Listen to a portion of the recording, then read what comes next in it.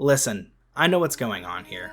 2024 was going to be your year. It was going to be the year that you went out there and tried to make your dreams come true. That you really gave it your best shot for a brighter future. And unfortunately, there was one thing standing in your way, taking up way too much of your free time watching anime. So you gave it up. You gave it up in order to go out there into the world and give things your best shot.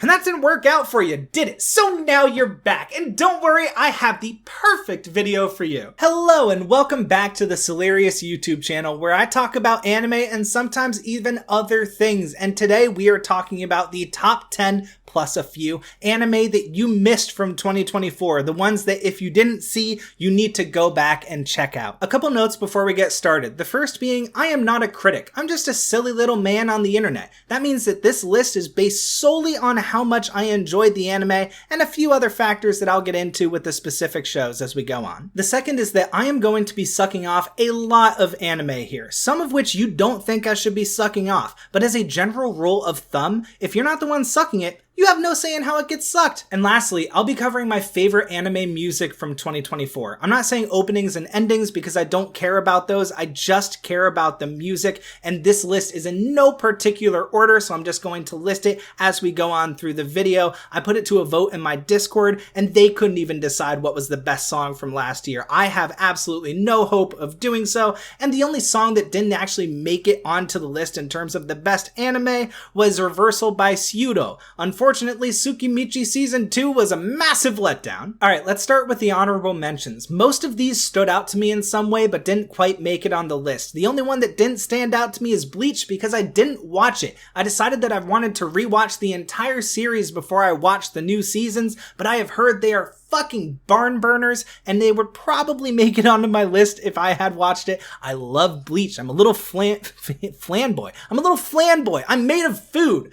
Shout out Hueco Mundo arc. It's the best one. Get over it. Dungeon Meshi was pretty great, but Kadokawa copy struck my video on it, so it's off the list! In all seriousness, the way that that season ended was completely unacceptable in my opinion. I do not like the fact that they just left it off in the middle of the story. That's going to happen again on this list, but Dungeon Meshi wasn't good enough to validate it staying on the list, so it's here. Isekai was suffering as a genre last year, but its strongest representative was The Weakest Tamer Began a Journey to Pick Up Trash. In all likeliness, that's because it's a non-standard isekai. It's very much not what you would expect, but I enjoyed it a lot. And half the reason why isekai is suffering is because most of the anime that would have been isekai in prior years are now just out-and-out fantasy anime, which I love, and one of my favorites from last year was Unwanted Undead Adventurer. I can't really say what separates this from the rest of the pack, but if I had to give a reason, it's that I want to see a second season of this more than almost any other fantasy anime that I watched last year. Mayanaka Punch is a banger. I already made a whole video about why it's such a banger, but frankly, if you don't understand the appeal of an anime that turned Nosferatu into a cute pink-haired anime girl, we can't be friends. The last two just barely got edged out of my top 10, and the first is Shangri-La Frontier. It is such a strong show. Like, it was a cultural phenomenon. People absolutely love this bird-headed man, and the Tomb Guard arc is one of the best fights that aired last year. Over the course of like 4 episodes. It's amazing. If you haven't watched it yet, and you probably have, but if you haven't, you gotta go back, you gotta stick it out for the second half, trust me. And lastly, Mashle Season 2. It was hysterical, it was funnier than Season 1 at times, but overall, I just thought it was worse than Season 1, and honestly, I don't think it's quite as good as everything else that I'm about to list. 4-minute intro done! Let's kick off the list with one of the only anime that I am going to talk about that I'm relatively confident that you haven't seen. Capturing magic in film is not about having a novel's worth of lore and made-up languages, nor is it about showing off your OP protagonist's biggest, baddest spell that blows up everybody in Kingdom Come.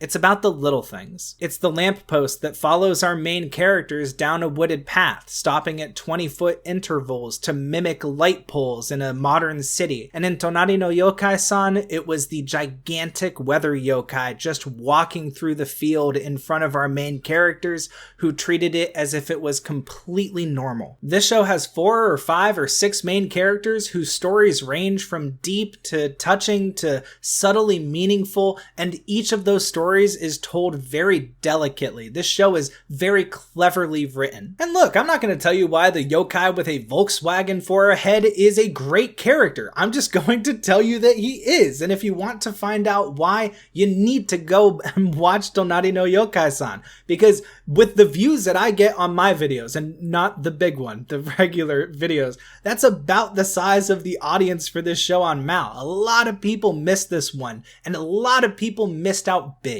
Truth be told, Tonari no Yokai-san kind of cheated their way onto my list. I mean, arguably, I enjoyed SLF and Mashal more than this show, but I think that this is one of those shows that if you missed it, you just absolutely need to go back and see. I think that Tonari no Yokai-san captures that level of magic in film that I don't think we get that often with anime. Most of the time, the anime we watch nowadays are just like a simple story made to appeal to the masses, to say like, oh, this is your cheap protagonist and their harem and whatnot, which, look, I'm very guilty of liking that.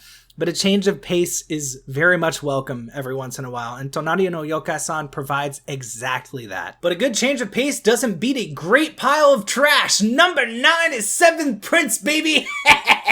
Oh, but my favorite anime is better than Seventh Prince. No, it's not. Seventh Prince has excellent animation, great visual comedy, a breakneck pace, big bazoingas, non-stop action, heart-wrenching storylines, and a thick-ass 10-year-old book. Oh, wait a minute. Seventh Prince will get a lot of hate because it's fantasy trash, but you know what? It's also one of the best things that aired last year. It's just undeniable. If you haven't watched it, you don't get to say anything. And if you have watched it, you're in denial, okay? You remember when that rat guy fucking twisted his body and broke a guy's neck? And you're going to tell me that you didn't enjoy that? This is just an adrenaline rush, start to finish. This is the fantasy trash that I know and love and adore. There's no reason to dislike this show apart from you disliking the genre, which is fine. You're allowed to dislike genres, but you're also not allowed to say it's objectively bad because you dislike the genre. And I will still stand 10 toes down saying that the Assassin's Guild arc is one of the best storylines from all of anime last year. It's one of the ones that stuck with me the most. It delves right into your fucking heart, and then it plants itself there, and it goes,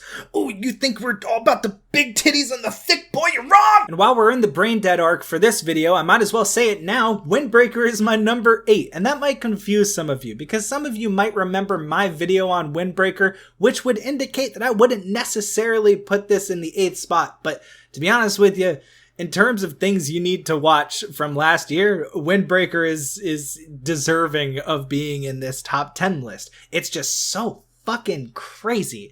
It's so action-packed, and it's probably the best animation, save for, I think, one other show on my list that I'm not looking at and cheating right now, I promise. Look, I'll say it again right here. I don't like how they paced Windbreaker's storyline. I don't like how the main story of season 1 goes from about episode 3 to episode 9, and then the last 3 episodes of the season don't really matter and then tease you for the follow-up season. I don't like it when people do that. I didn't like Dungeon Meshi for that exact reason, and it knocked it down a ton of points, but Windbreaker was just off the rails. Dungeon Meshi didn't have that special something that I think Windbreaker did have, which is why if anyone were to have missed this from last year, you gotta correct it, because I'm pretty sure season 2 is coming out in 2025, and that is going to be an absolute barn burner. Windbreaker is just dudes fighting.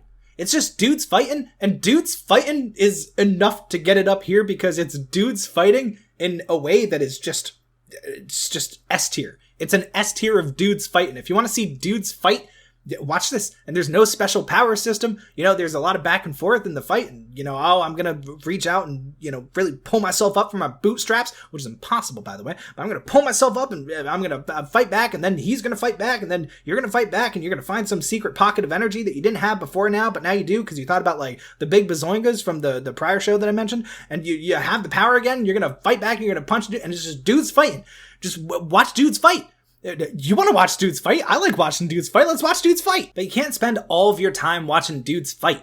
Sometimes you gotta torture the upper class. 'Tis time for torture, princess. If that title sounds hard to say, it's even harder to write, and that's the only thing I don't like about it, which is why it's in my number 7 spot. Look, I say this all the time. The only thing that I really want when I'm watching anime is I want to feel good. I want to enjoy myself. I want to feel like I'm spending my time well, and 'tis time for torture. I hate that title. I'm gonna call it Torture Princess from now on, for you and me.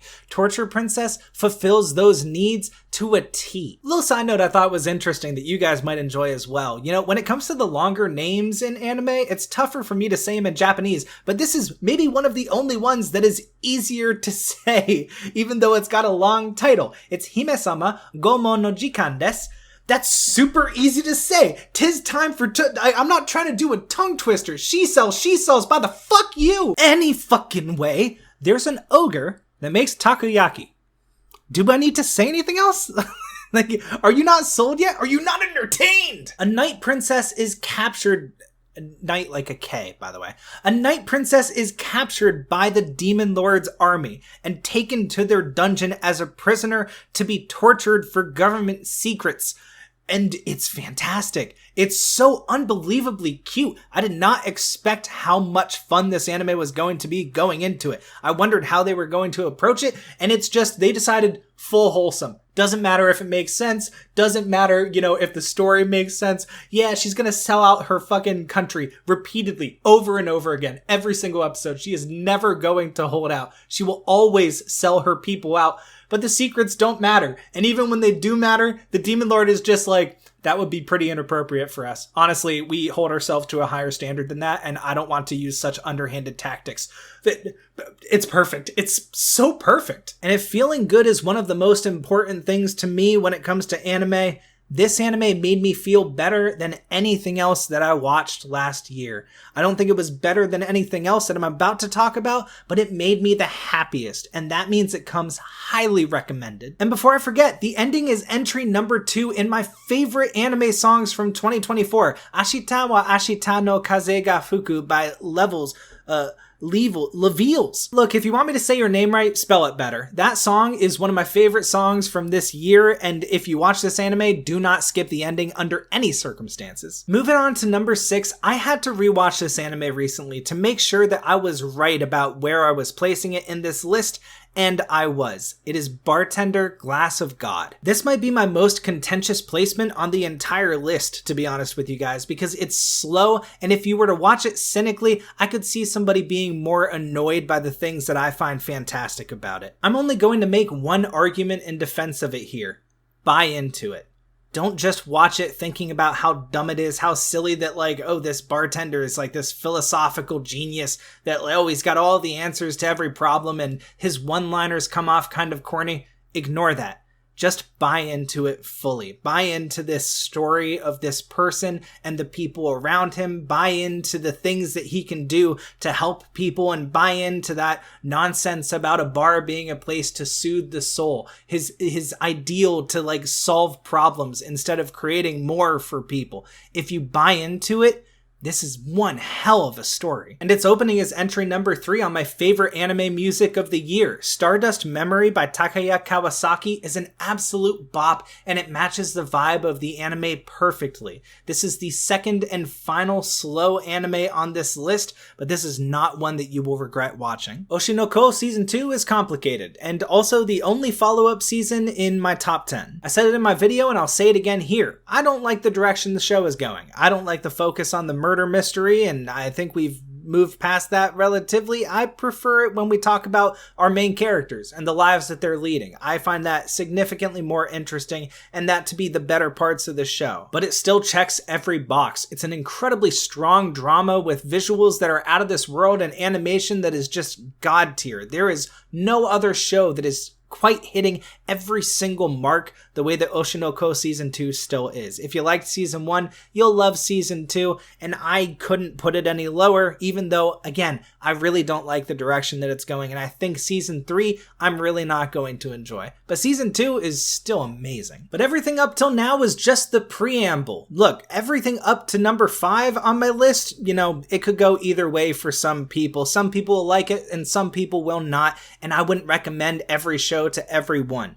Numbers 4 through 1 are just necessary viewing. I don't care who you are. I don't care what you like. These 4 shows are the best thing that came out in 2024, and they will stand the test of time. Coming into the station at number 4 is a show that made me realize something that you guys probably already knew. I do like trains. If not for a weak last episode, in my opinion, Train to the End of the World would have been a 10 out of 10 for me because it really showed us what is possible with animation, a little bit of imagination, and a lot of cocaine. 4 girls, 1 train, a pyramid scheme, a guy with a swan on his head, zombies that explode when they get too horny, and my first furry OC.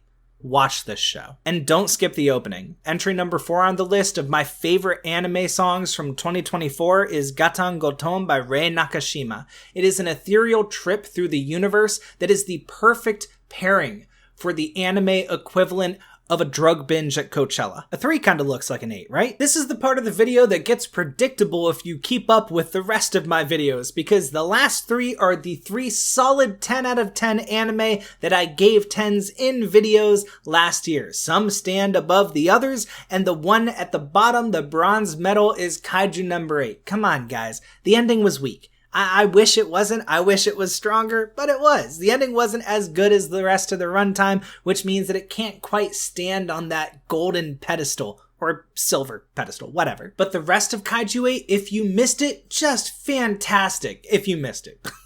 What are we doing here, guys? Come on.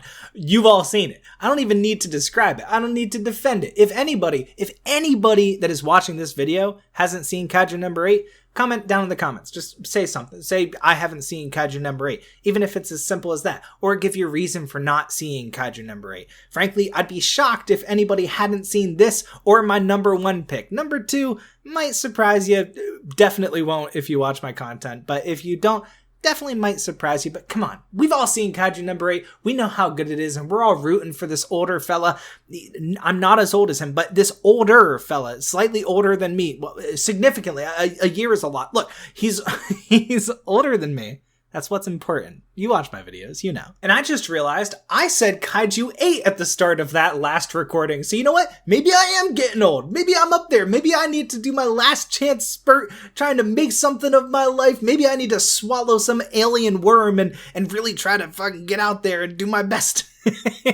It seems like funny and action-packed is all you need to be a top-tier anime nowadays. You just need to be funny, you need to be action-packed, and you need to do everything well. Just execute well in every aspect, and Kaiju number 8 does that. In spades. There's no reason to question it, there's no reason for me to describe it, or there's nothing to defend. It's a great show. It's the 3rd best show that aired last year. And number 2, I'm gonna have to try to pull out all the stops to convince you that I am not crazy. Number 2 on my list of the top 10 anime from 2024, an anime that is better than Kaiju number 8 in my opinion, is Mysterious Disappearances. Who the fuck? You want mystery? It's here. You want a great story? It's here. You want Badoingas that defy the laws of time and space? They're here. You want to ship a tiny little man with said space-time Badoingas? Watashi ga kita! If Tonari no Yokai-san makes you feel like there's something else out there, Mysterious Disappearances makes you afraid of it. And you know me, I love getting a little spooky. Sometimes I go into my kitchen and I peel off my flesh and pretend I'm a skeleton. I felt like Kamikakashi had the full package and never let me down. Not for a single episode. I enjoyed every single episode of the entire run, including the ending. And again, if you don't like the ending, you can fight me in the back parking lot of a Walmart.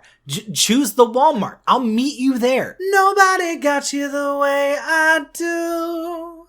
is the ending from Kaiju number 8, and if I was better at making videos, I would have put it there. It's also my 5th entry in my favorite anime music from 2024, Nobody by One Republic. Now, I will say, the version that they use in the actual ending of the anime is better than the official release. I don't know why they changed it, and I like it less. Which means the 6th and final entry in my favorite anime music from 2024, P. Maru-sama, Scream. The ending from Let This Grieving Soul Retire. An earworm that just sticks with you and that you can't get out of your head would be my final entry.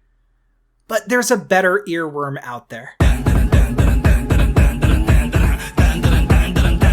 There was never any question, right? Like, even with the bait and switch, you guys were probably sitting there going, "You're so full of shit, you fucking vegetable. Come on, get to the actual number 1 entry so we can go home." I respect Dandadan way too much to spoil it in any way, shape, or form. You guys already know that from the 1-minute review of Dandadan that I did and from talking about the story a little bit in a follow-up video. Listen, I'm just gonna say this.